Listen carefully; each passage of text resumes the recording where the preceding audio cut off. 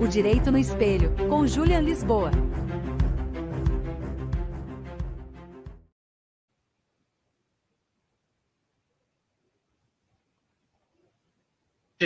Você está no Brasil Progressista TV, esse é o Direito no Espelho, e hoje nós vamos debater a uniformização da jurisprudência. Para isso, nós estamos recebendo aqui o desembargador do Tribunal Regional do Trabalho da 4ª Região, Ricardo Carvalho Fraga, e o advogado Amarildo Maciel Martins. Muito bem-vindos. É uma honra, um prazer receber os amigos aqui. E começaremos, então, Ricardo, desembargador Ricardo, falando do texto que escreveste, que foi publicado no site Migalhas, falando a respeito da uniformização da jurisprudência, no sentido amplo, gostaria que fizesse uma pequena explanação aqui para nós, para a gente poder, o nosso público poder entender a questão. Uma honra recebê-lo aqui. Muito bem-vindo ao Brasil Progressista. A palavra é sua. É uma satisfação estar aqui junto com o Júlio, Dr. Júlio Lisboa, e o Amarildo, Dr. Amarildo Martins, Maciel Martins. E é uma satisfação estar com os dois profissionais altamente qualificados. E como nosso convívio é a partir do colégio, onde temos filhos estudando lá, eu inicio compartilhando um link de um professor médico da Espanha, da área de neuromedicina, e ele se apresenta como neuroeducador, é médico, e ele traz algumas considerações interessantes e básicas da medicina. Sem emoção não tem aprendizagem. O papel da escola, o papel do professor é despertar o interesse da criança, a curiosidade da criança. E eu vou compartilhar aqui, depois quem quiser assistir, Francisco Moura. Ele se diz neuroeducador, acho que aparece ali no site. É um profissional, acho que de 70 anos. Está aparecendo, né? Francisco Moura. Sem emoção não tem aprendizagem. Agora vai ser adicionado. Está aparecendo ali, ó. Então, já homenagear o nosso convívio com filhos no melhor colégio da cidade, que tem mais ou menos essa visão de respeitar a criança e perceber que o papel da educação é despertar a emoção e a curiosidade da criança. Eu vou colocar os óculos para fazer uma explanação inicial, Júlio. Certo. E eu estou reiniciando a usar óculos e me atrapalho então com os óculos aqui, mas acho que consigo, com o auxílio do Dr. Amarildo, Dr. Júlio, dá para você fazer um bom debate. Quando convidado pelo Júlio, acho que foi em março ou abril, eu disse que pelo volume de serviço era difícil, e nós fomos adiando, e estamos agora aqui em agosto, porque realmente o volume de serviço não é pequeno. E aí, nesse meio tempo, escrevi um texto e foi divulgado no site Migalhas, e eu vou fazer um comentário, mas Amarildo e Júlia, me interrompam quando fizer 10, 15 minutos, ou antes disso, quando cansarem. Perfeito. Porque eu não sou professor, eu não tenho o dom de falar meia hora, 1 hora, 2 horas, de jeito nenhum. Eu falo 5, 10 minutos, canso e percebo que cansa a plateia também. Então me avisa quando der 5, 10 minutos ou antes disso. Então eu escrevi esse texto e o site Migalhas divulgou. Vai tranquilo. Porque nesse tema nosso de uniformização da jurisprudência, a primeira imagem que vem na mente, tanto nós profissionais do direito, como acho que leigos também, são aqueles filmes americanos que o advogado lembra de um caso antigo que ninguém lembrava e só ele lembrou, e que era igual e que era semelhante, então que está resolvido o assunto. Então esse advogado ganha causa porque ele lembrou de um caso que o tribunal já tinha julgado, e aí o tribunal julga igual aquele caso, e é esses os filmes que mais né, ficam na cabeça da gente. E é um pouco assim, mas não tanto, não tanto. Porque nos Estados Unidos você segue decisões anteriores, mas esta imagem está um pouco exagerada, porque o que eles têm com um papel muito relevante para uniformizar as decisões é uma outra figura. São as ações de classe, que aqui poderia ser traduzido como ações coletivas, que a gente tem num número muito menor. Ações dos sindicatos, ações do Ministério Público, ações coletivas, ações civis públicas. Nessa, sim, tem uma decisão uniforme. Aparece também em alguns filmes. Eu lembro aqueles filmes de poluição em cidades pequenas, cidades médias, que o escritório do advogado entra com um processo e os lesados vão ingressando naquele processo, e é um processo só, ações de classe. E aí, neste processo, se decide de maneira uniforme aquela situação, né, que atingiu, digamos, esse exemplo que eu trago de meio ambiente numa cidade média.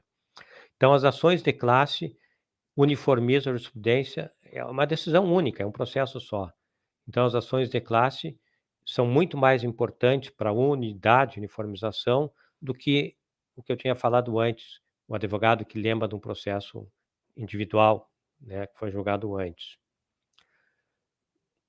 No Brasil, nós temos o Código de Processo Civil de 2015, e havia ali um artigo para que num processo individual, lá ao final, se fizesse a coletivização deste processo. Seria um salto considerável no direito brasileiro. Mas a presidente Dilma, atendendo o pedido da OAB Federal, por escrito, mediante ofício, mencionou, vetou esse artigo. Então, não tem essa solução de transformar um processo individual numa solução coletiva, era coletivização. Esse artigo que foi aprovado na Câmara e no Senado foi vetado pela presidente Dilma a pedido da OAB Federal, e aí você continua com os processos individuais. E aí o que você tem hoje é isso, são processos individuais. O nosso Código de Processo de 2015 é menos individualista que o de 73. O de 1973 era mais individualista do que esse atual. Mas ainda você tem essa maneira do judiciário atuar, que julga os processos individuais e depois, usar uma expressão leiga, e depois você corre atrás para tentar uniformizar. Então, ao invés de se decidir num processo só, se decide em vários processos, e depois ficam os juízes, os advogados, os procuradores, os promotores, a tentar uniformizar os diversos processos individuais. E, para finalizar essa primeira intervenção, Júlio e Amarildo, os dois sabem, mas talvez alguém na plateia não saiba. Em 2021, o STJ, o Superior Tribunal de Justiça, fez um seminário, e ali, ao final de 2021, existiam no Brasil 70 milhões de processos. 70 milhões de processos. Nós temos 200 e poucos habitantes, um processo a cada 3, 4 pessoas. 70 milhões de processos. Mais adiante, se der, eu vou dar um dado de um professor que tem um dado um pouquinho mais atual, parece que é um pouco mais do que isso. Mas então, ao final de 2021, já eram 70 milhões de processos. Para a primeira intervenção é isso, Julião e Amarildo. Eu acho que acordei. Quem estivesse dormindo nesse horário, porque 70 milhões é um número, não? Não, eu já vou passar para o Amarildo, mas assim, O Ricardo, viu, Amarildo, é um grande jurista, né? Nós sabemos disso, mas ele também é um cara muito assim, ele tem pouca vaidade, então ele tem essa humildade, não é uma falsa modéstia, é natural dele.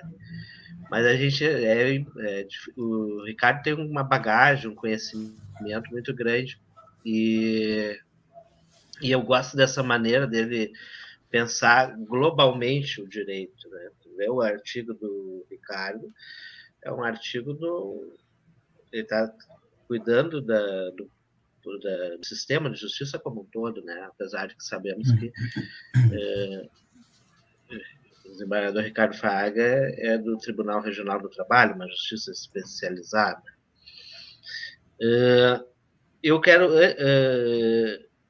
Vou passar a palavra para o Amarildo, vou pedir para o Amarildo fazer uma pergunta por mim, Ricardo. Eu acho que a uniformização para a gente poder entender, a uniformização da jurisprudência, a nossa geração tem um pouco de receio com isso, né? Porque isso afronta uma escola, é o confronto da escola romanista, que é a nossa, com a escola anglo-saxã. Mas, assim, eu quero fazer a pergunta que eu quero fazer para o Ricardo, e o Amarildo, e já vou passar para o Amarildo, e o Ricardo pode responder tudo junto, se é bom essa uniformização, porque parece que estamos no caminho de uniformizar a jurisprudência, assim, quase já de cima para baixo. E se isso é bom ou é ruim, ou isso aí é uma necessidade, é um caminho sem volta pela massificação do processo. Muito bem-vindo, meu amigo Amarildo Maciel Martins, grande jurista também, para quem não sabe, assim como o Ricardo. É um prazer enorme te receber aqui no Brasil Progressista e no Direito do Espelho novamente. A palavra é sua, querido. Olá, Júlia, desembargador Ricardo, meus amigos aí, como bem disse o desembargador, né? Nós temos algumas afinidades aí, uma delas é essa de termos os filhos na mesma escola, né? Gostei muito dessa primeira intervenção, essa primeira fala, né? Essa fala introdutória do desembargador Ricardo, quando puxa, né? Essa inicia o texto, inclusive, que ele né, repartiu com a gente aqui, né, que foi publicado no site Migalhas, a respeito, né, do gosto pela aprendizagem e tal, né. E a propósito, né, em seguida já me encaminho, Julian, para tentar responder o que tu bem provocas, né. Eu recordo, né, que o nosso colégio lá, né, quando completou 50 anos, o ano que vem completa 60 anos, aliás, né, teve uma publicação chamada O Mundo João, né, o Colégio João 23, estou falando, né, em que fala bastante na linha assim, do que o Ricardo pontuou no começo, né, e há uma pedra lá na entrada da escola com a seguinte frase: aqui é permitido errar, né, e bem isso assim, né, quando se trata de jovens e tal, né, e aí já vou tentar fazer um link disso com a ideia da uniformização. O Ricardo falou muito bem assim desses 70 milhões de ações e tal, né? E o sentido da palavra errar, voltando à frase lá da escola, diz o livro assim, ele ia muito além do literal. Queria dizer, aqui se pensa, se experimenta e se cria.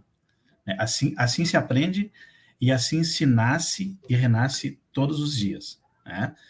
Então essa ideia, né, quando a gente sempre fala, né, a uniformização, né, e muito corretamente se fala que, por exemplo, o Supremo Tribunal Federal, que julga causas, né, em repercussão geral, e muitos dizem assim, o Supremo tem o direito é o tribunal que pode errar por último, né? E essa ideia de uniformização, assim, né, Juliana, tentando ir ao encontro, assim, da tua boa provocação, ela deriva de uma diretiva processual do Código de 2015, que muito bem o Ricardo diz, né, que ele avançou bastante em relação ao D3 no que se refere a uma ideia de coletivização, né? Eu fico com a impressão assim de que o nosso direito ele é muito estimulado pela nossa tradição civilística do processo brasileiro, né? Na faculdade a gente tem 10, 11 cadeiras de direito civil, né? Duas ao meu tempo de direito constitucional, né? Ao meu tempo nenhuma de direito coletivo, por exemplo, né? Então acho que há muito dessa inspiração individualista, né? E o Ricardo bem pontuou assim esse veto a pedido lá da OAB, a ideia da coletivização. Mas eu recordo assim que o chamado IRDR, o incidente de demandas repetitivas nos tribunais, ele tinha, o nome original dele, inclusive, era incidente de coletivização, né? Então, já com essa preocupação, com esse espírito, né, de uma produção assim, né, do ponto de vista da segurança jurídica, que eu acho que é um tema bastante interessante, no que se refere a uma necessária, por essa visão assim, homogeneização das decisões dos tribunais, né? A repercussão geral no Supremo, o recurso repetitivo no STJ, a transcendência, né, no TST, que se diz que é muito mais uma política judiciária, né, desembargador Ricardo, do que propriamente assim uma orientação de índole processual, né, para que o tribunal, enfim, uniformize o tanto quanto possível a sua jurisprudência, muito embora, né, o senhor que é do Tribunal Trabalhista, né, é um judiciário que trabalha muito, né, com o fenomênico, né, assim como no caso também do processo criminal. Mas o que me ocorre assim, né, Julian, que essa inspiração, essa diretiva processual que diz que os tribunais devem, né, é um comando, né, uniformizar a sua jurisprudência e torná-la estável, íntegra e coerente, né. Então é um comando assim, né, uma ordem quase que imperativa, né, a que os tribunais, né, enfim, adotem nas suas políticas judiciárias e decisórias uma uniformização, né, a partir de uma política de precedentes o tanto quanto possível, né. O que nos fica aqui, claro, né, é que em tempos de massificação, quer dizer, como ficam, né, aquelas demandas de trato com traços singulares, com índoles particulares e tal, né. O mesmo Código de Processo Civil fala, por exemplo, quando dirige ao juiz os aspectos essenciais que devem conter uma decisão, ele fala lá numa passagem que o juiz não pode, ao decidir, se utilizar de conceitos jurídicos indeterminados, né? O código é recente, é novo, ele é de 2015 e entrou em vigor, né, em 2016, e eu fico recordando aqui, né, claro, para a gente, de repente, um pouco falar disso, comentar, né, o quanto, assim, a doutrina, inclusive, fala de, às vezes, uma certa resistência, né, ao se aplicar essa superação do CPC atual em relação ao anterior, que, por exemplo, permitia que o juiz decidisse por livre convicção, né, e isso poderia, enfim, assim, representar que uma fundamentação, aquela que a parte, né, qualquer das partes do processo, tenha por suficiente, por necessária, para que convença não só a parte, né, mas como se diz também na doutrina, a fundamentação de uma decisão judicial, ela há que convencer não só as partes, mas ao menos a comunidade em que essas partes estão inseridas, né? E eu recordo, a propósito, né, o CPC, então, ele é de 15, vigorante em 16, em 2018, uma sentença muito famosa, né, quer dizer, condenou uma pessoa, um ex-presidente, assim, eu vou usar a expressão da sentença, aspas, por ato de ofício indeterminado, né, em processo criminal, né, em processo criminal. E hoje, aliás, é um dia, né, a propósito disso, um dia muito emblemático hoje no Brasil, né, a partir de uma posse ocorrida no Supremo Tribunal Federal, né, 5 anos após, um pouquinho mais de 5 anos após uma sentença vir e ter como um dos fundamentos, né, que o condenado praticou ato de ofício indeterminado. Não fosse, então, por todos os motivos, né, uma impressão assim, técnica, profissional da minha parte, né, o Supremo teria também, o Supremo Tribunal Federal, como assim bem fez, né, no caso, o Supremo, na minha opinião, acertou por último, né, ao anular essa sentença pelos motivos que todos nós, não só na comunidade jurídica, né, na comunidade política, né, e num país continental e tão diverso e rico como é o Brasil, conhecemos. Lembro de uma frase, a propósito disso, uma frase do Kafka, né, que se afeiçoa muito bem assim, a uma situação como essa, e é possível que tenhamos outros países afora, né? O que dizia o Kafka no livro Processo, né? E faço um link com essa sentença que aqui referi. Dizia o Kafka: quando se olha para você, quase que se acredita no ditado, ter um processo desses já significa tê-lo perdido. Então, acho que em muito boa hora vem, né? Volto para o nosso tema aqui, né, Julião, e tento um tanto responder, né? A ideia da uniformização ou da criação de uma cultura de precedentes, acho que vem com um bom espírito ao encontro da necessidade de uma segurança jurídica, né, que é um princípio constitucional, e também de uma segurança, penso eu, uma segurança processual dentro, no processo, inclusive, né, ou seja, a garantia de que a parte vai ter um processo justo e que ela também tem a segurança assegurada no processo, claro, com as garantias da ampla defesa, do contraditório, de poder produzir a prova, enfim, né, nessa direção. E aquela diretiva também que é muito interessante, né, que o Código de Processo Civil também traz, que é a não causação, né, de surpresa à parte, né, naquela situação assim, olha, para que não haja surpresa, o juiz vai lá e adverte a parte a respeito de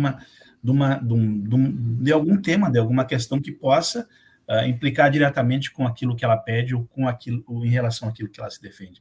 Mas acho que, tentando responder, né, Juliana, acho que a ideia da cultura do precedente ou da uniformização, acho que vem nessa direção, né? Tanto a gente observa, né, no centro do país, por exemplo, há uma queixa de que alguns tribunais não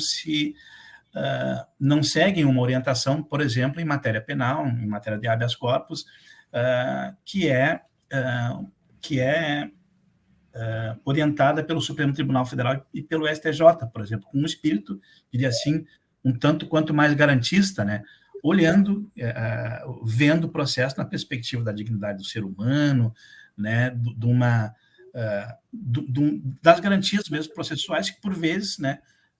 Uma vez não assegurado a um réu, né? O Supremo, inclusive, ontem retomou o processo sobre a ação direta sobre a descriminalização do porte de drogas, né? Então, há um debate, né? Eu acompanhei um pouco ontem no Supremo, mas é um processo que é interessante, né? Esse processo, ele em 2017, houve um pedido de vista do ministro Teori Zavascki, né? Então, nós estamos em 2023, e eu recordo que hoje conversava, né, com o professor Domingos da Silveira, a conta disso, né, caso o Supremo, né, avance no conceito da descriminalização, né, 200 mil pessoas que estão presas por pequenos, né, por portarem pequenas quantidades de drogas, podem ganhar liberdade, uma merecida, na minha opinião, liberdade. Né? Então, acho que essa uniformização, por exemplo, já poderia ter acontecido, né? Então, há uma responsabilidade, penso eu também assim, que os tribunais superiores, né, podem, e penso eu, devem assumir nessa direção, ou seja, na evitação da injustiça, e nesse caso aqui em especial do porte de drogas, uma injustiça para 200 mil pessoas, né? Então, eu acho que o tema é importante, o debate é fundamental, né? A ideia da coletivização, seja pela associação, pelo sindicato, né? Eu tenho a impressão de que há uma espécie de vou tentar usar uma expressão assim, né, como advogado também desses sindicatos, né, uma espécie de um preconceito, por vezes, processual em relação à legitimidade do sindicato para representar uma categoria, a sua comunidade lá de trabalhadores, né, quando, por vezes ou outra, assim, não há uma pertinência temática, surge algo assim, para que esse sindicato defenda ou essa categoria inteira, uma parcela dela, né, então, eu acho que a ideia também ela pode avançar junto com isso, né, junto com a coletivização de demandas também por entidades sindicais, que por vezes a gente sabe, né, o trabalhador ali, né, seja da iniciativa privada ou mesmo do serviço público, ele fica melhor abrigado no guarda-chuva do sindicato. Então, acho que também é um tema que é interessante a gente, né, avançar, analisar, evoluir, e penso que os tribunais também têm em certa medida, tido alguma sensibilidade no trato também da coletivização pela demanda sindical. Por hora, é isso, e devolvo, Julián, aí para ti, para o ultimador. Tá bom, tá bom. Tu sabe assim... Pode falar, Ricardo. Deixa eu só dizer assim, ó, eu me interesso muito pelo direito penal, porque antes de ser juiz do trabalho, eu fui pretor. Trabalhei em processo criminal, né? Crimes de menor gravidade, porque o pretor trabalhava nisso. E nas horas vagas eu me interesso um pouco pelo direito penal e vou tentar fazer algumas considerações do direito penal mais adiante. Mas veja só, voltando para o processo comum, civil e, de certo modo, do trabalho, o Julián pergunta se é bom, se é ruim a uniformização, e o Amarildo, né, demonstra uma certa simpatia, mais na questão penal, mas demonstra uma certa simpatia. Eu não digo que é bom, que é ruim. Eu digo que é necessário, mas que não é fácil.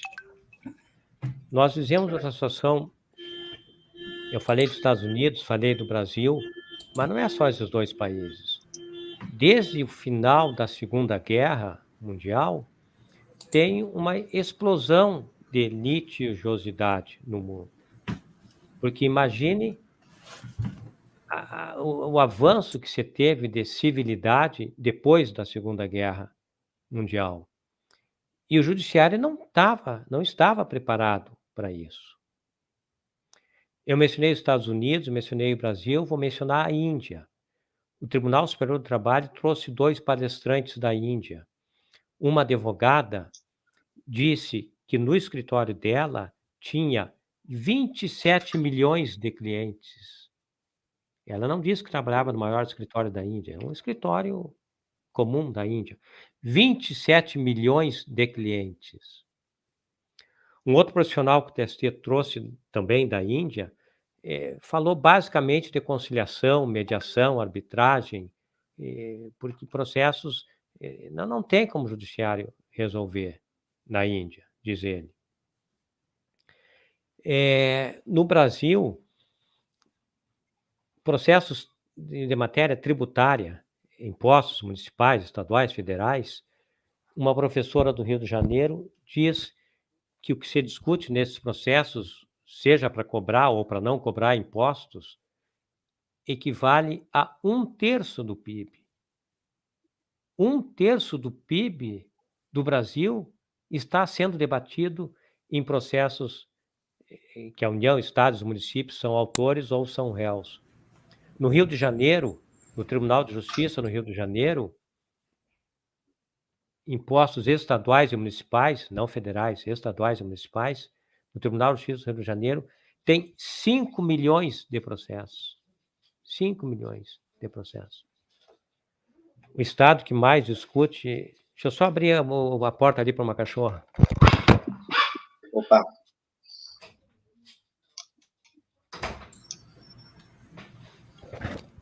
Eu estou falando do Rio de Janeiro, mas percentualmente, me parece que o estado que tem mais processos em matéria tributária é Santa Catarina.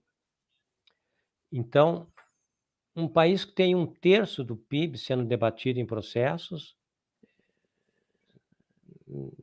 não é fácil, não está mal, está mal. Matéria previdenciária, também, apesar de que aqui tem um avanço maior na uniformização. E aí, uniformizar. Tem uma professora, procuradora do Estado do Rio de Janeiro, Patrícia Peroni, que tem os estudos importantes nesta área da uniformização, mas ela aponta que se uniformiza na questão principal do processo, mas cada processo tem um detalhe. Só um pouquinho de novo. Dessa vez eu não vou trocar ali, que o Ricardo é rápido. São duas cachorras. Então, se uniformiza na questão principal, mas tem um detalhe que exige o debate específico. Nós trouxemos uma juíza do Rio de Janeiro, que trabalha na vice-presidência do Tribunal de Justiça do Rio de Janeiro, a juíza Márcia Holanda, que trabalha só selecionando o processo para uniformizar. E ela nos deu os números de processos no Tribunal de Justiça do Rio de Janeiro discutindo a questão de remédios raros. Não é pequeno o número.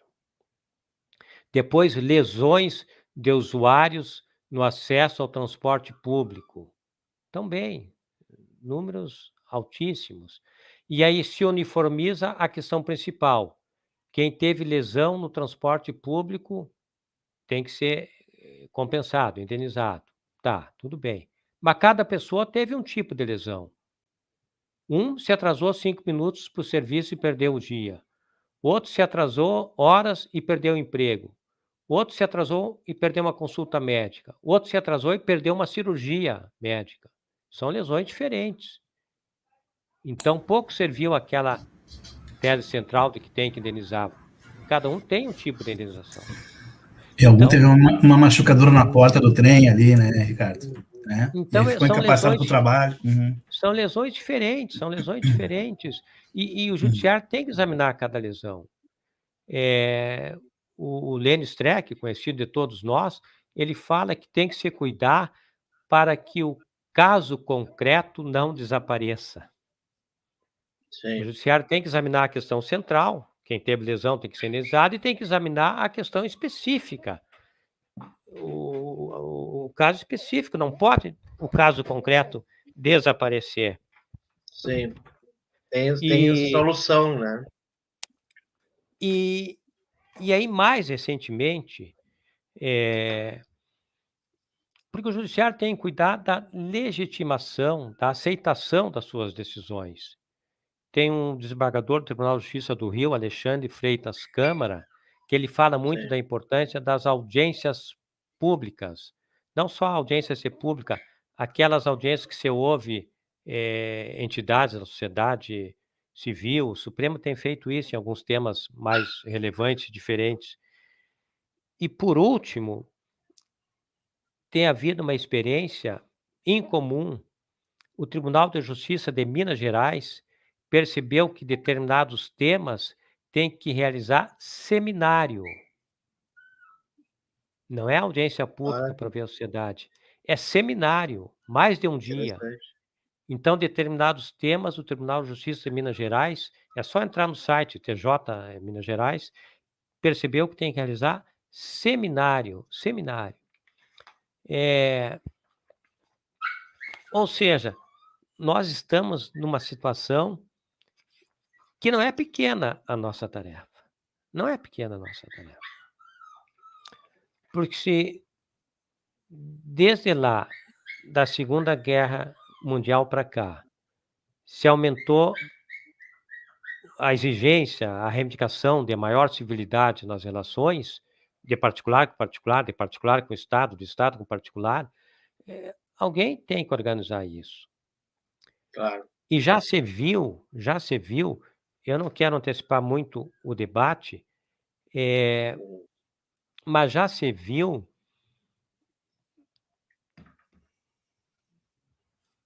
que a legislação não faz mais o que a gente imaginava que a legislação fazia.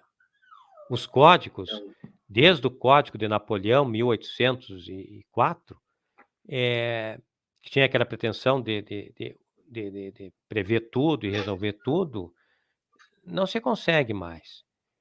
E aí eu li nesses dias um texto de um juiz da Suprema Corte da Espanha, Perfeito Andrés Ibáñez, Direito Judicial, um texto deste ano, um livro dele, dizendo que nós estamos com a necessidade de superar o que ele chama de legicentrismo.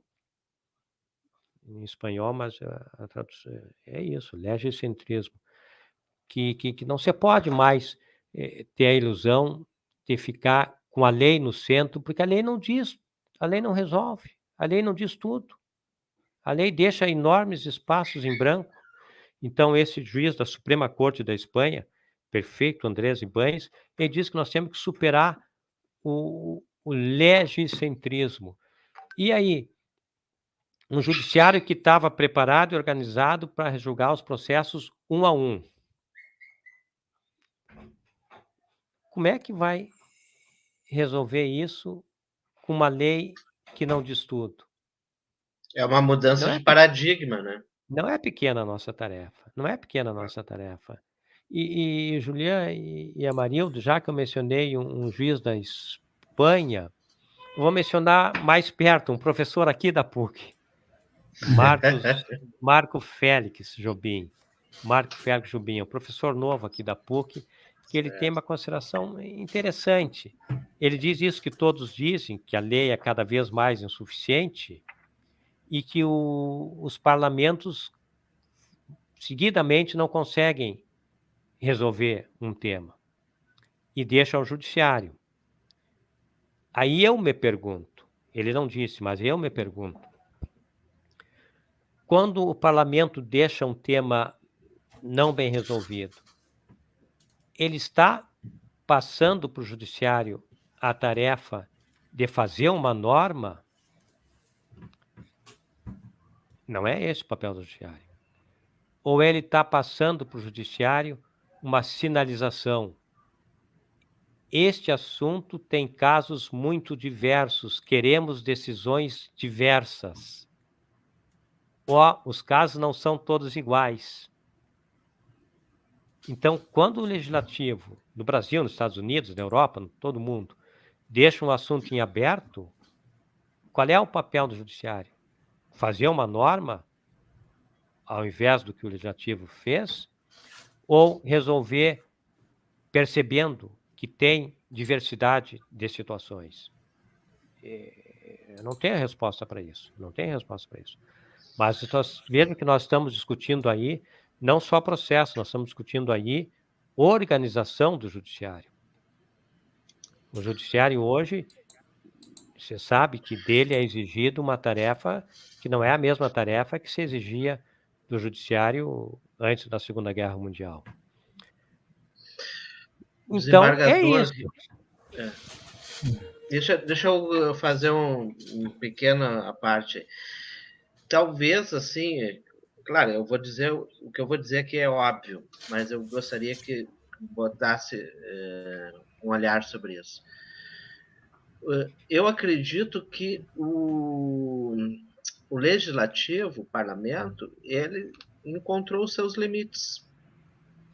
Porque a vida moderna, pós-moderna, ela exige uma complexidade que ninguém dá conta. O parlamento não dá conta, o executivo não dá conta, o judiciário também não dá conta. Me parece que essa é uma questão posta. Eu fiz na escola da Júris e agora não me lembro do desembargador que era professor lá, e ele falou assim, primeiro dia, o cara tinha uma linguagem muito simples, mas muito didático, assim, muito direto. Ele dizia, gurizada, o problema é a massa. É a massa, é os 70 milhões do processo. Os processos entram em PG e nós trabalhamos em PA.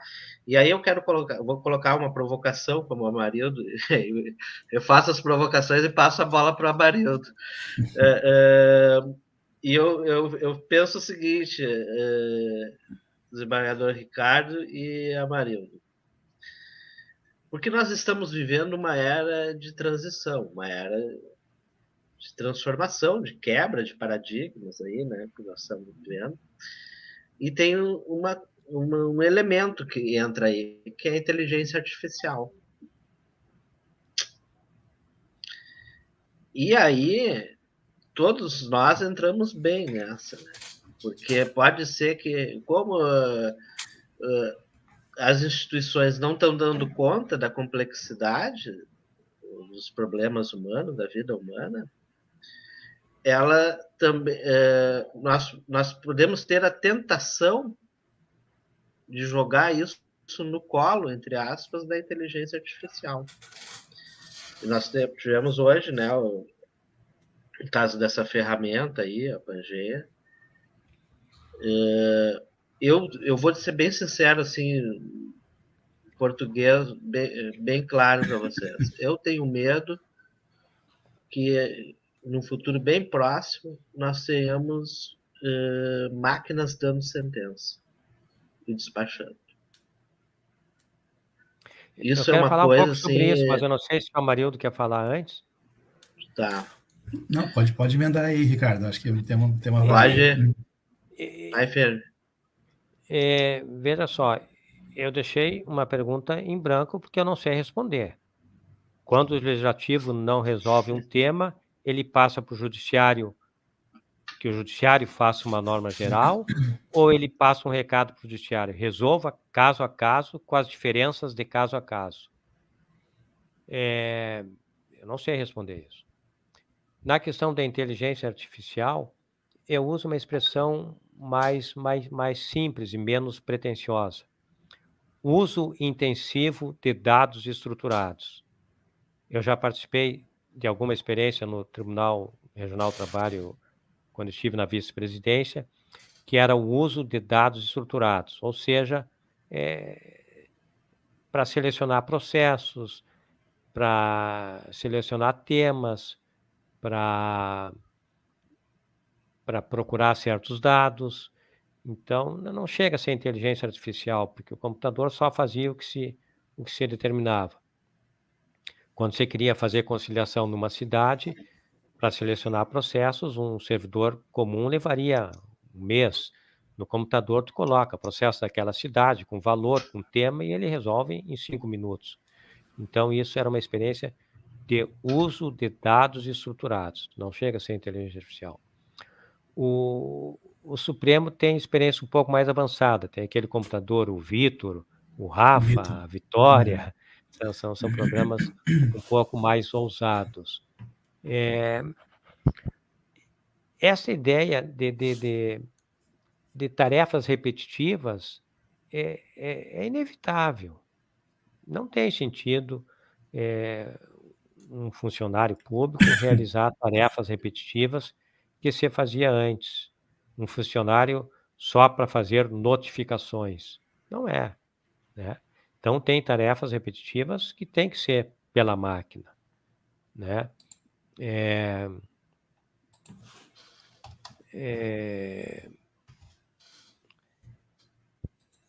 Nós estamos longe ainda do que seria inteligência artificial.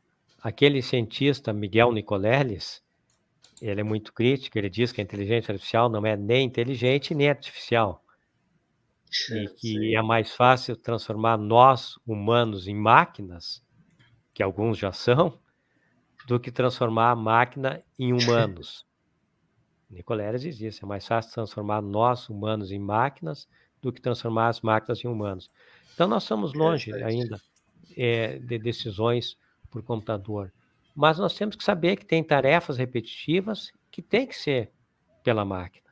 Não tem sentido um servidor público ficar um mês selecionando processos de uma cidade, de um tema, né? Então, tem que ter um pouquinho de uso da máquina.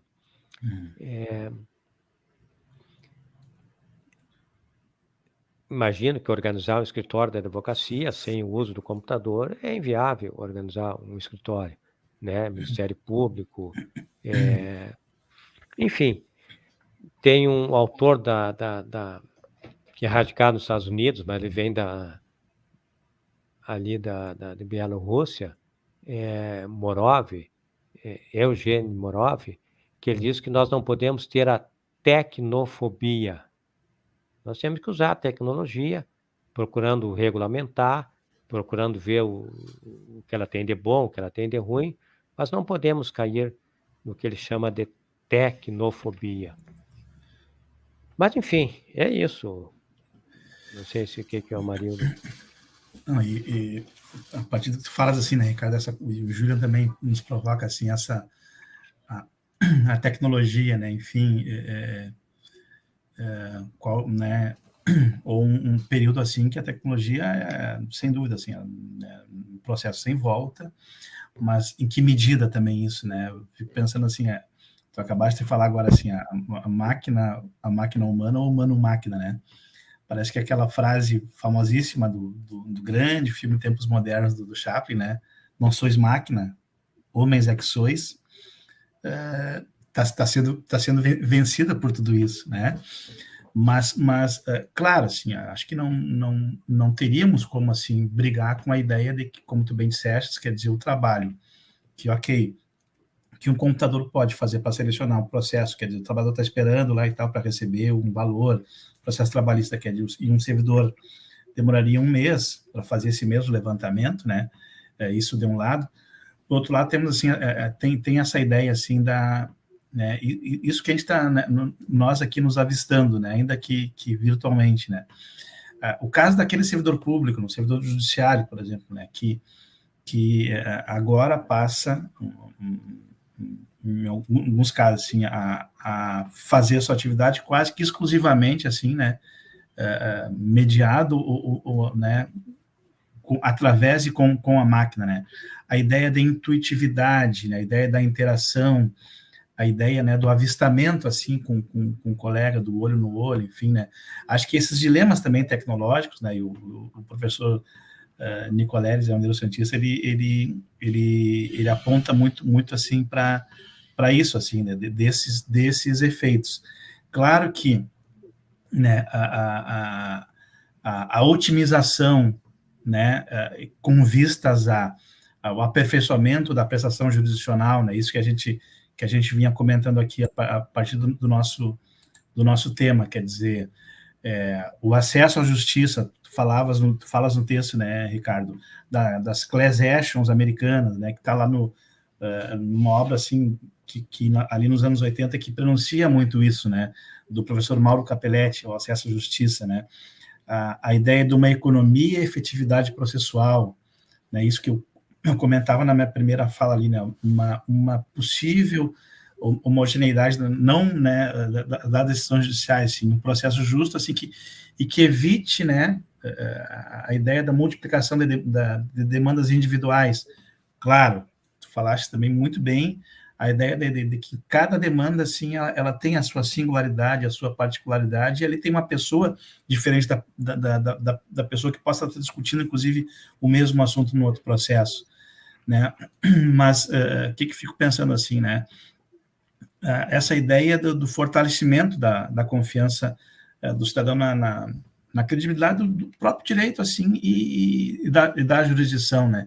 E, claro, da justiça, vista como o judiciário, aí é bem de como tu também disseste ali, convencer, né, as pessoas, né, que aquela decisão tomada num processo individual ou aqui, né, num processo coletivo, num tema, né, como os tribunais elegem hoje, num tema, a partir da criação de uma tese, seja a solução mais adequada, justa, e a solução conforme, quer dizer, o que dizem as leis e a Constituição, né?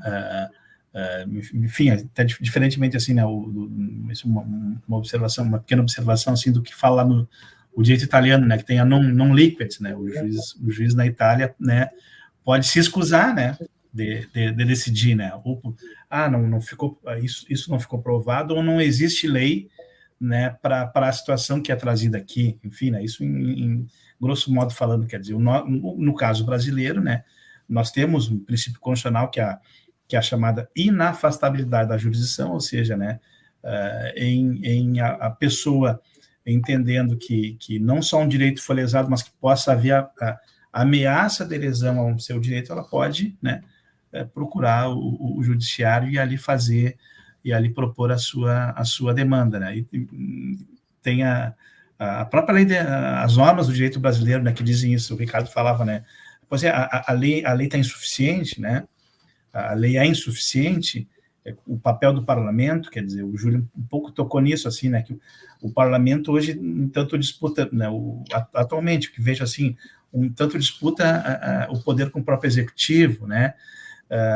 Mas as normas de introdução ao direito brasileiro dizem isso, né, que o juiz, né, enfim, ele, em não havendo uma legislação específica para aquele caso concreto, singular, como diz o Ricardo, né, ele há que aplicar os costumes, os princípios gerais do direito e analogia, né, mas sim, esse tema tecnológico é um desafio para todos nós, né, eu que, como sempre digo para o Julião, eu que sou um cidadão bastante analógico ainda, né, e a gente se defronta hoje com demandas, né, Ricardo e Julian, de servidores, de pessoas, assim, frente à tecnologia, né, as questões de intimidade, de privacidade. A dia desse eu assisti um julgamento um julgamento que era no TST, inclusive, né, Ricardo, em que tinha uma controvérsia lá sobre um cumprimento de jornada de trabalho e a empresa discutindo a geolocalização do empregado, né, enfim, e aqui os princípios estão colidindo, né, quer dizer, a empresa quer fazer a sua prova lá de que talvez não deva algo e pede que o empregado, né, e a pessoa diz, não, olha, aí a minha intimidade, minhas próprias questões, assim, em relação a minha orientação particular, pessoal, enfim, vão estar sendo aqui, né, trazidos para um processo cujo objetivo não é essa discussão. Então, são temas que estão colocados aqui, né, estão colocados nessa contemporaneidade, né, são temas presentes, e imaginemos, né, com essas questões que o Ricardo traz, da inteligência artificial, né, o Julian diz ali a sentença, a decisão, né, tem o chat GPT e tal, né, a própria, né, o que a gente tem visto, assim, a própria tentativa, assim, de acessamento indevido dos sistemas do judiciário, enfim, mas o tema é candente, assim, e ele nos desafia, como bem diz o Ricardo, né. A ideia, então, assim, de uma, né, vi, assim, que como se gere a figura, então, da uniformização ou da cultura de precedentes, seria a partir, assim, vejo que os tribunais têm, assim, lá tem um gestor de precedentes. Fico pensando assim, né, é uma dúvida mesmo, uma interrogação, como o Ricardo levantou em outros temas. Isso seria o suficiente? Quer dizer, uma mera gerência do ponto de vista, assim, de uma contagem numérica, né, e tal, né, o juiz, o servidor, enfim, todos nós passaríamos a ser reunidores de números, de demandas. Claro que o 70 milhões é um número muito desafiador, se não invencível, né, Ricardo, né, Juliano? Mas acho que são temas, assim, que também postos e ficam atravessados pela ideia, né, no que eventualmente possa ser positiva da ideia da uniformidade, da uniformização e da ideia da criação de uma cultura no sentido do acúmulo, né, do acúmulo processual, do acúmulo cultural, né, do acúmulo pela base, né, o juiz, né, que tem contato com a parte, né, que vive na comunidade, na sua comarca lá, então tem essa expertise e essa possibilidade, né, mas são desafios que estão postos para todos nós, né, seja pelo enfrentamento diário, né, no foro, no tribunal, nos tribunais, e também, assim, a partir da boa provocação que o Ricardo nos fez, né, tanto quanto ao tema, quanto pela ideia, assim, de reunir num texto muito interessante, muito bom, né, o que diz o direito internacional, alguns países a respeito dessa coisa novidadeira para todos nós, né, e está posto o desafio, tanto para a nossa atuação diária, quanto também para o estudo, nosso aperfeiçoamento, e o desafio criativo, que acho que todos temos, né, juiz, advogado e todos os operadores do direito, para o enfrentamento dessas questões modernas e as que ainda, né, certamente virão a nos provocar aí, né? Deixa eu só acrescentar mais um dado, Amarildo e Julián. Eu falei em 70 milhões porque é o dado que eu tenho do STJ em setembro de 2021. Mas, mais recentemente, assisti uma aula do professor Edilson Vitorelli, que ele diz que já são 80 milhões de processos. 10 milhões a mais do que eu disse antes. O professor Edilson Edilson Vitorelli, diz que já são 80 milhões de processos no Brasil. E aí, vamos tentar ver qual é a situação que nós estamos. Já se disse aqui que aquela ilusão que os códigos iam resolver tudo não funcionou. O Código de Napoleão foi um grande avanço para a Europa, para a França e para o mundo, lá em 1800, mas não conseguiu prever todas as questões. Não podemos cair na ilusão de que tudo vai ser uniformizado pelo judiciário. Que os advogados, que os promotores, que os juízes vão reunir, fazer seminário, audiência pública e vão uniformizar tudo. Mesmo aquilo que o legislador não conseguiu.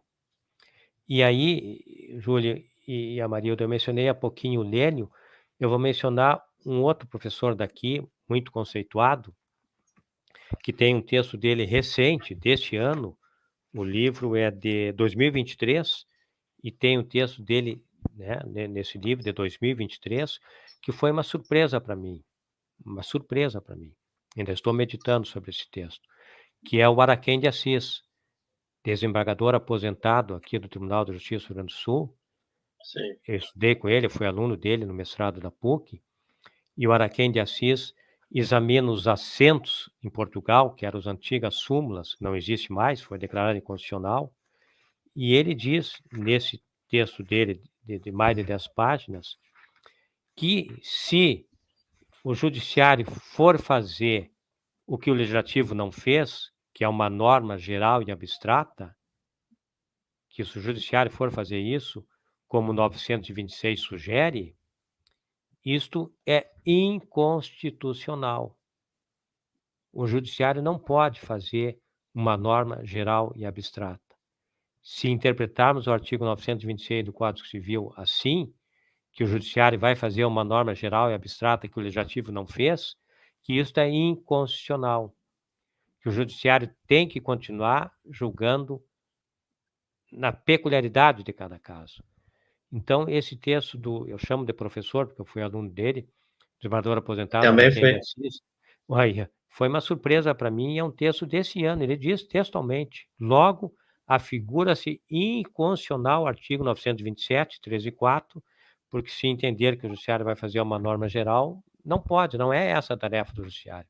A tarefa do judiciário é examinar a peculiaridade de cada caso.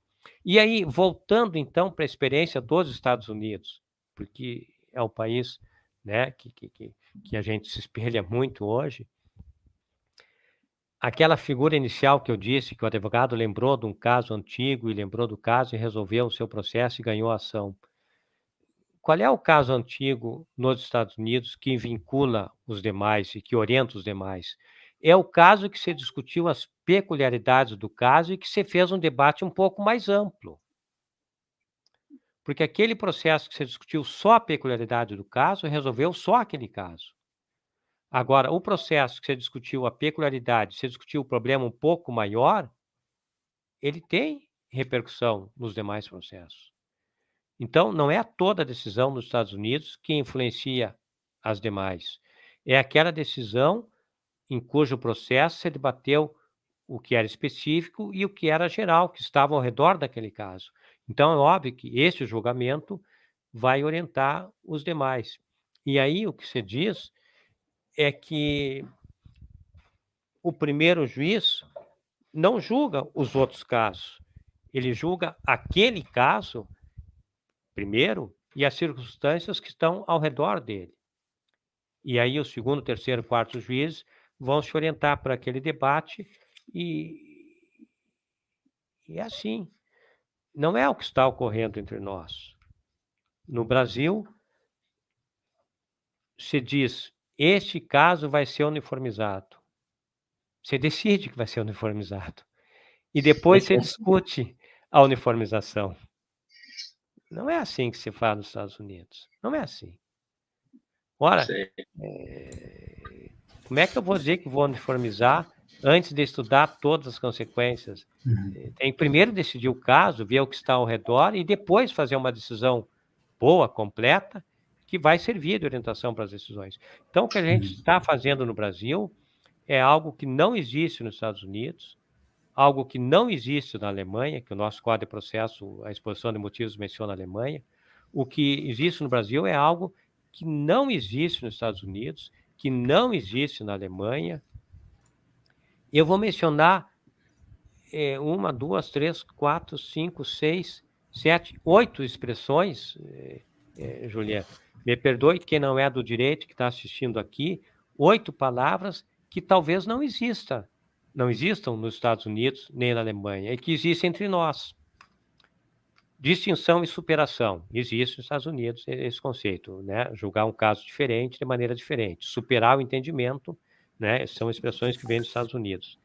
Afetação é um pouquinho diferente daquelas ações de classe dos Estados Unidos. Um processo está afetado, então vamos esperar a decisão do outro processo. Afetação é um pouquinho diferente do que existe lá. Se existe afetação, existe desafetação. Se perguntar para um professor nos Estados Unidos, ele não sabe o que é desafetação. Superação antecipada. Já sabe que o tribunal vai mudar de ideia, já muda de ideia antes. Superação antecipada. Acho que não existe lá. Súmula com maior detalhamento na exceção do que na regra geral. Eu dou um exemplo daqui um pouquinho. Uma súmula que a exceção tem um regramento maior do que a regra geral.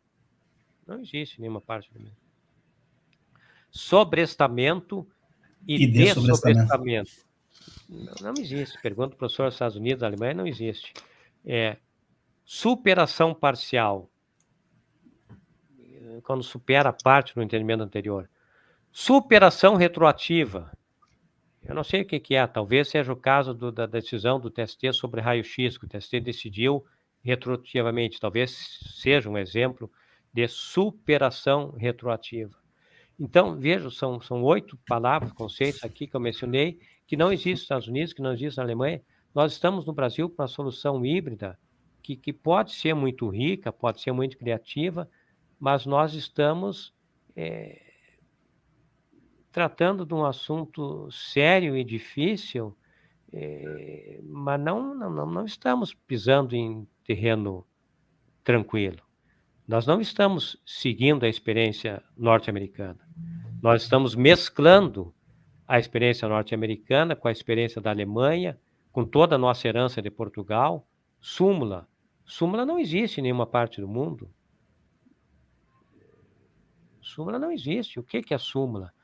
Não é o que nós estávamos falando no início, precedente. Súmula é um resumo de uma decisão. Ora, discute um processo, 10 juízes decidem do mesmo jeito, mas cada um com um motivo, e como é que faz a súmula? Se cada um tinha um motivo.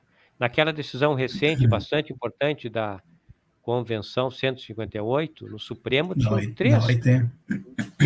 3 entendimentos. Tinham 3 entendimentos, e se fez uma decisão por 6-5. Quer dizer, não é fácil o que nós estamos fazendo.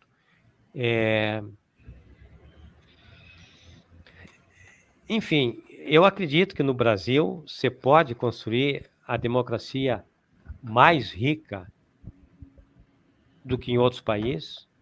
Nós temos condições aqui para ter uma sociedade mais democrática do que a norte-americana, mais avançada do que a europeia.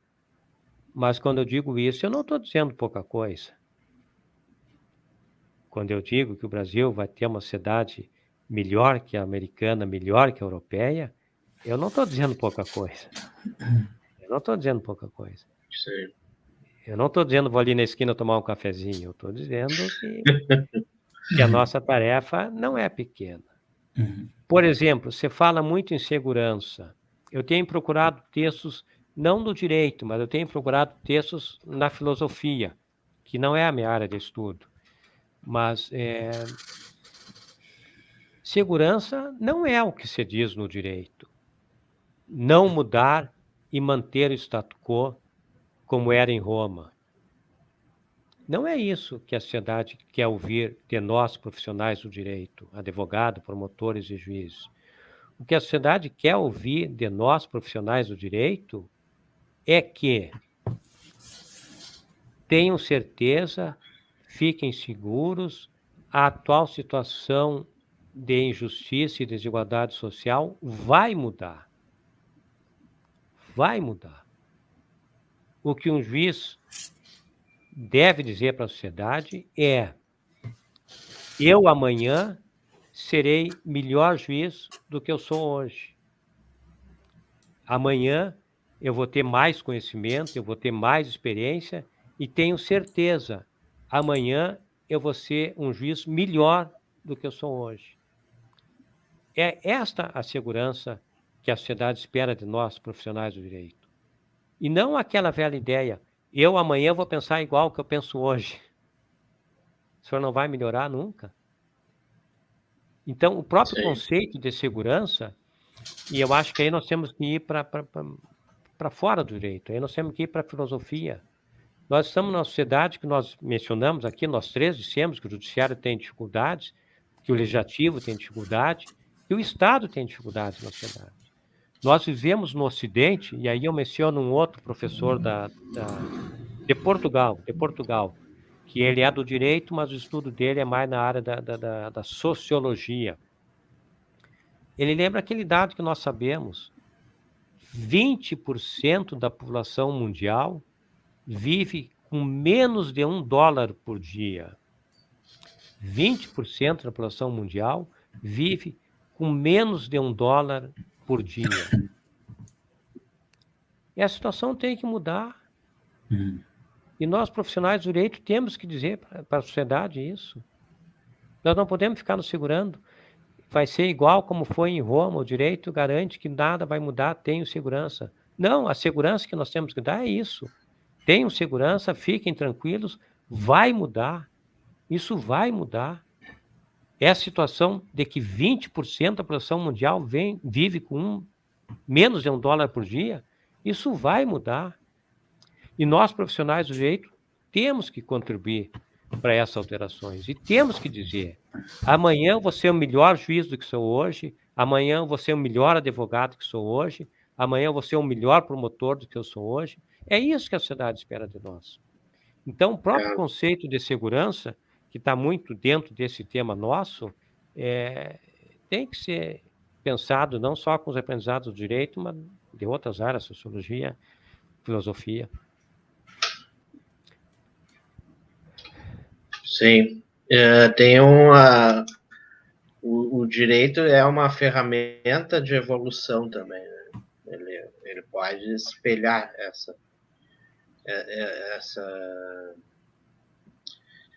esse andar evolutivo assim da sociedade, né? A Maria, tu ia falar, né? Te lembra ainda do que era? Claro, muito, muito interessante o que o Ricardo comenta, né? Fiquei aqui refletindo, né? A ideia, assim, né? De primeiro, vamos lá, defina o que vamos uniformizar e depois, né? Depois a gente, né, Ricardo, mais ou menos nessa direção, assim. Se escolhe que o tema que se vai uniformizar e depois se uniformiza. Isso me faz muito lembrar te ouvido assim, parecia que estava lendo uma passagem do livro da Alice no País das Maravilhas, né? Em que a rainha vai lá e diz que o júri pronuncia o veredito, né? E alguém, não, opa, só um pouquinho. Primeiro a sentença, depois o veredito, né? Então, é exatamente nessa direção. Então, como bem diz o Ricardo, quase que nos disse isso, eu acho, né? Cuidado com o andor. Né? Claro, né? Os instrumentos, né, vieram certamente assim, imbuídos de um espírito, né,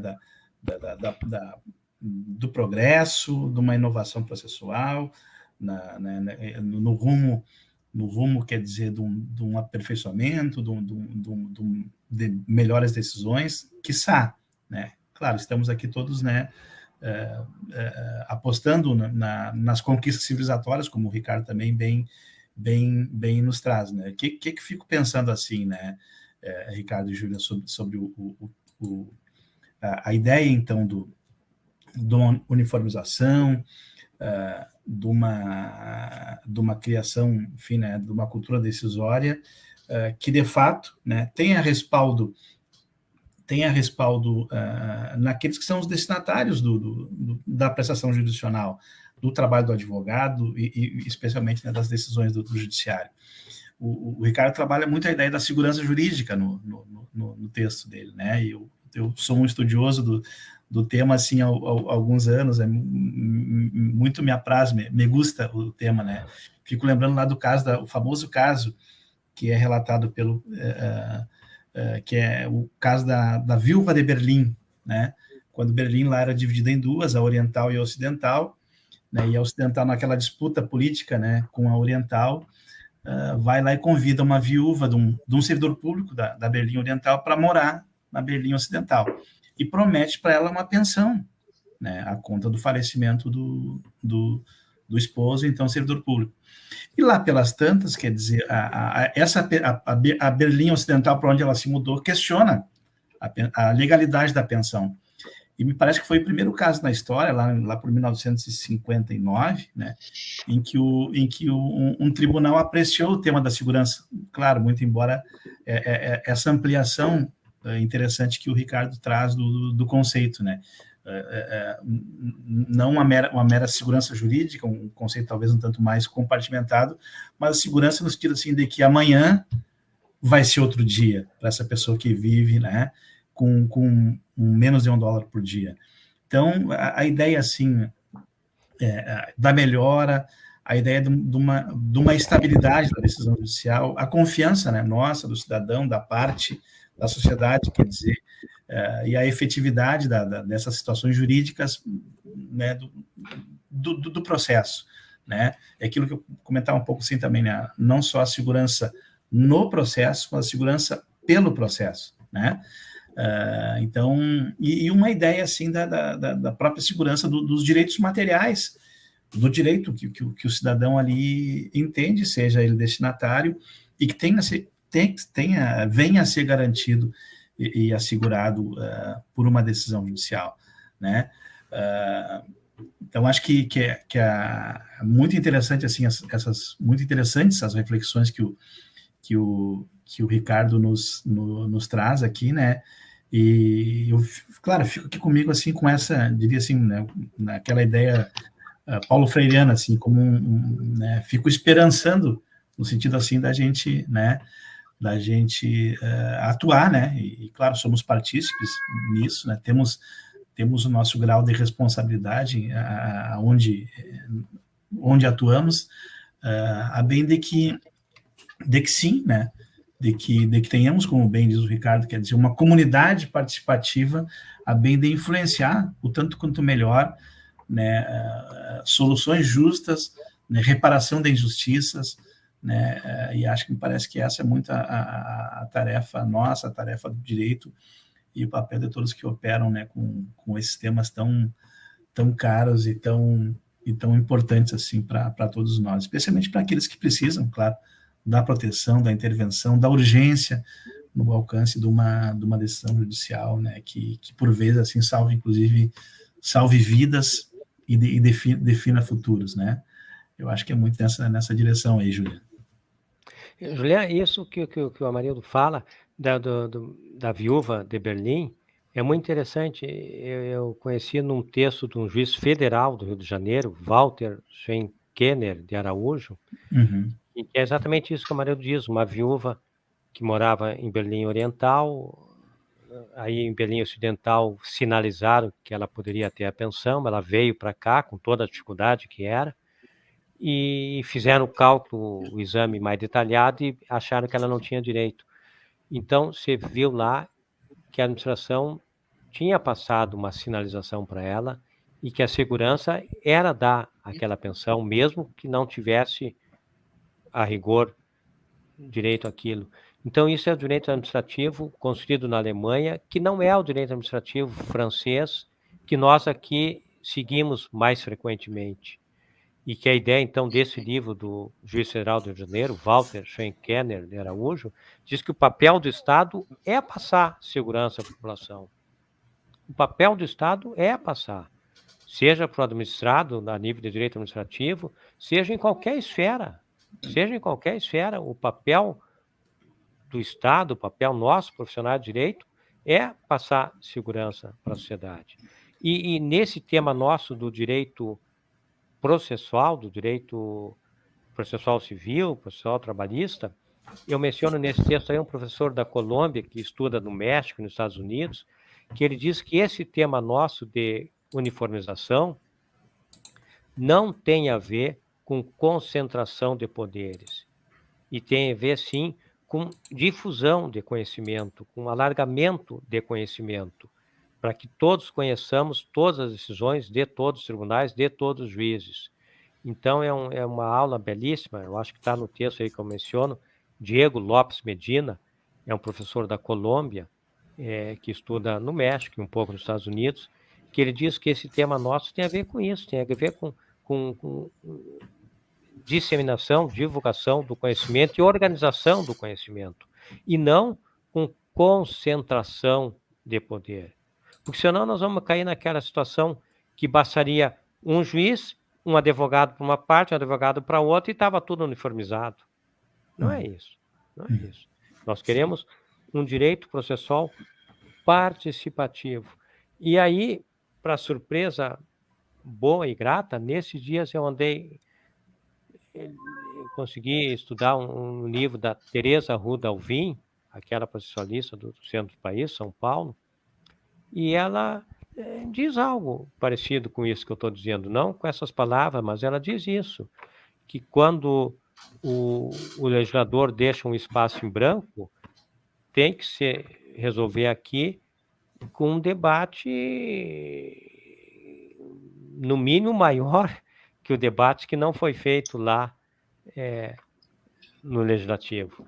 Então, ela não usa a expressão direito processual participativo, mas um livro recente, A Fundamentação das Sentenças e dos Acordos, Teresa Arruda Alvim, ela diz algo parecido com isso. É isso que nós precisamos. Perfeito. Olha, eu agora fui ver ali o horário, nós estamos já com 1h17. Vamos fazer o seguinte, eu vou abrir para cada um fazer a conclusão, e aí nós nos despedimos. A gente foi fazer um registro aqui do pessoal que veio nos prestigiar, os amigos, Júlio César Nogueira, de Canela, Fábio da Silva Soares Freitas, Ricardo Hofmeister de Almeida Martins Costa, Estela Mares Martins Rodrigues de Azevedo, José Lisboa, Elizabeth Soares Lisboa, Fábio Freitas, Adamastor Martin, entre outros que não aparecem todos aqui. Mas então, Amarildo, quer começar por ti? Começo, Juliano. Começo agradecendo, né, a oportunidade, esse convite, mais esse convite aí teu, Júlio, né, o desembargador Ricardo, né, que me estimulou, nos estimulou, assim, a tratar, olhar, parar, assim, para um tema tão importante, né, tão importante, assim, na nossa contemporaneidade processual, né, e acho que aqui estamos, né, estamos aí estimulados pelos nossos papéis, né, sempre digo assim, né, que não basta, né, ouvindo muito o Ricardo, não basta nós termos um bom juiz, é importante que nós tenhamos um juiz bom, e acho que aqui estamos conversando com um que é bem assim, né, o Ricardo, para a gente, assim, tem essa estatura, assim, né, e essa estrutura humana.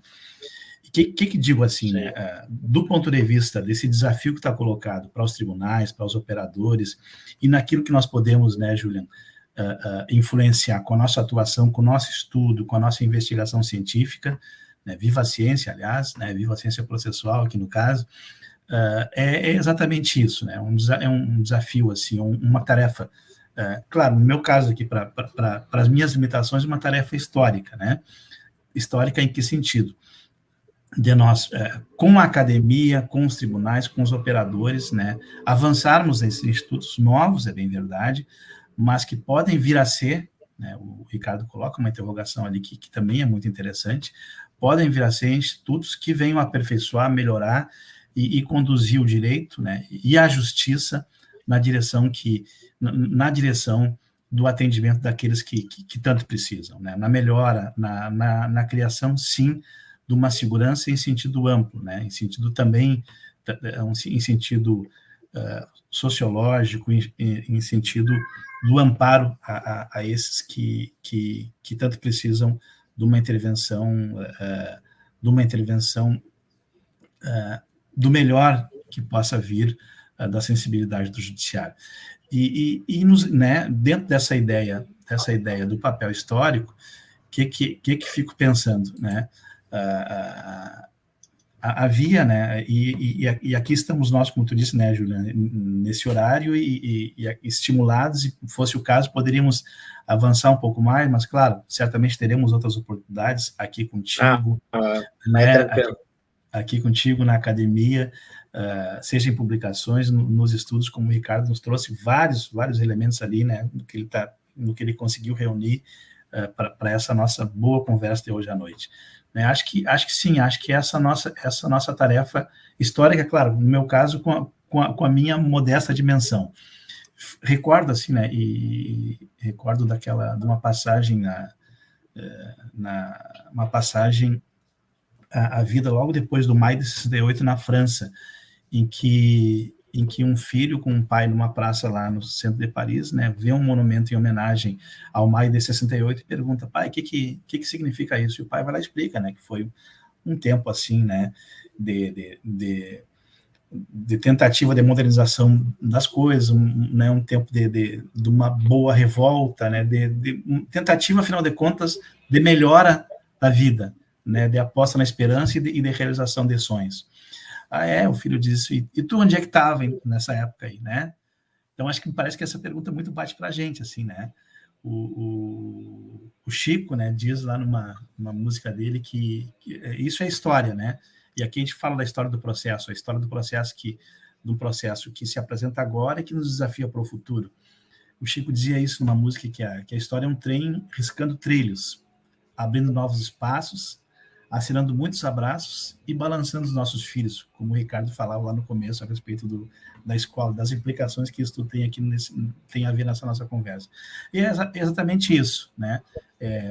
Acho que esse tema é um desafio, um muito bom desafio, aliás, né? E acho que o nosso papel, né? Os nossos papéis estão postos aí, né? Em fazer o quê? Em fazermos avançar o direito, né? E é disso que se precisa avançar. Em que sentido? Da realização dos direitos humanos, do atendimento àqueles que mais precisam e, afinal de contas, né, para o apontamento, né, para encaminhamento, assim, um mundo como a gente, né, como a gente sonha e quer, né? Um mundo que, penso eu, que mais do que possível, né, seja tanto quanto e é necessário, né?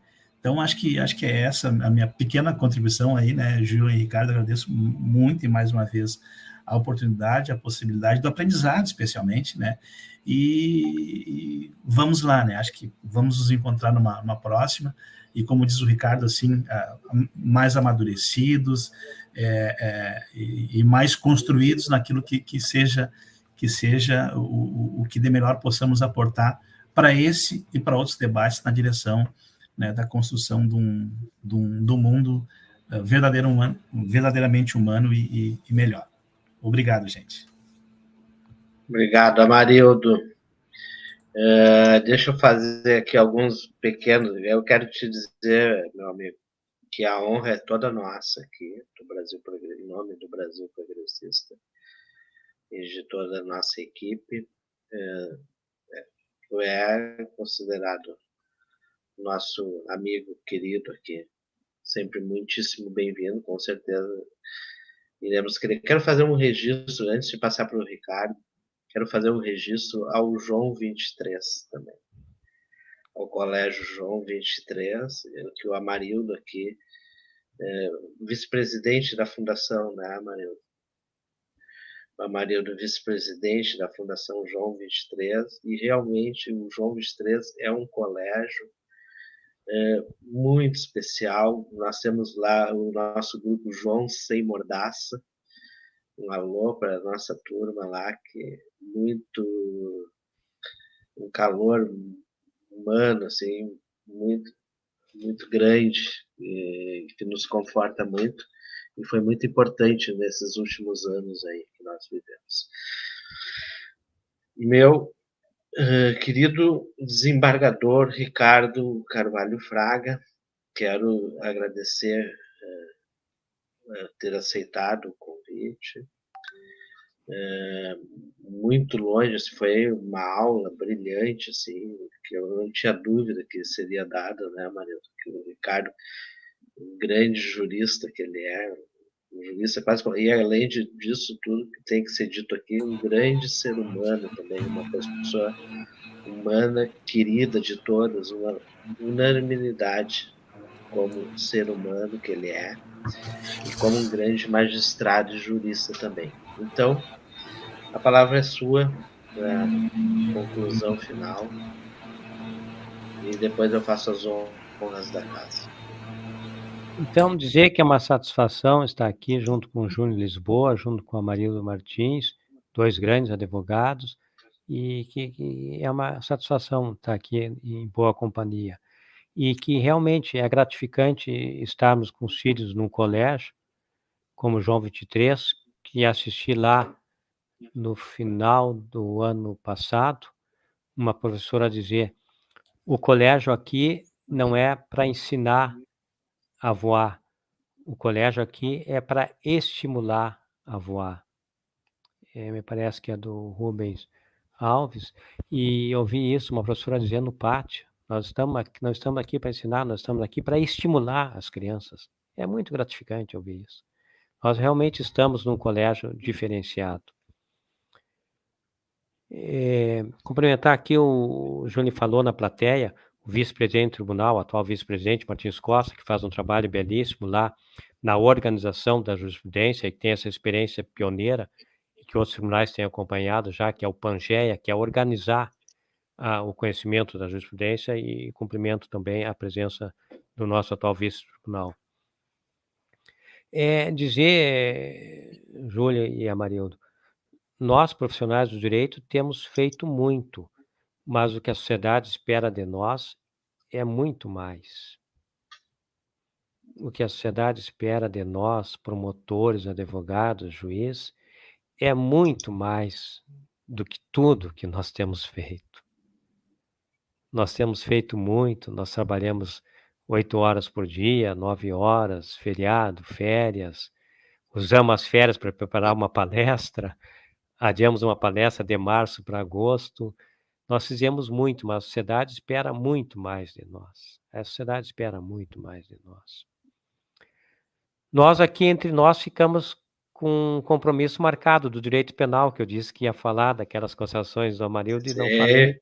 Então fica já um outro, né? Um ex-professor aqui. Vamos aproveitar e usar isso como um pretexto. E trazer também aquele outro pai lá do João, que é o Ney Fayette, que é um professor do direito penal. Dizer que eu tenho um blog com alguns textos, e além desse texto preparado para hoje, tem mais 2 textos sobre esse tema, e vai aparecer aí nos sites e nos textos, e certamente quem quiser vai conhecer. E para finalizar mesmo, um dos livros que eu li recentemente aqui, uma professora Bianca Richter, uma professora nova que trata de precedentes vinculantes e assunção de competência, um livro belíssimo deste ano, e que ela trata desse tema da uniformização, e ela ilustra com o Cazuza: o tempo não para. O tempo não para, e ela lembra o Cazuza, e é o que nós estamos tratando aqui: uniformizar, segurança, é saber que o relógio está andando e que o tempo não para. Obrigado pelo convite, obrigado pelo bom convívio. Obrigado. Quero registrar aqui o recado da Adriana Medeiros, também aqui esteve aqui com a Adriana Medeiros, esteve aqui com nós também. Então, quero dizer que foi uma grande honra ao Brasil Progressista recebermos aqui hoje. Agendaremos outros encontros, com certeza, será um prazer para nós. Esse foi o Direito no Espelho, debatemos hoje a uniformização da jurisprudência. Recebemos aqui o advogado, doutor Amarildo Maciel Martins, e o desembargador do Tribunal Regional do Trabalho da 4ª Região, doutor Ricardo Carvalho Fraga. Esse é o canal Brasil Progressista, com os nossos canais no Facebook e no YouTube, e com os nossos parceiros, a Rede Estação Democracia, a Rede, e o portal do Litoral Norte. Curtam, comentem, compartilhem. Obrigado por todos que tiveram aqui. Uma boa noite, um abraço.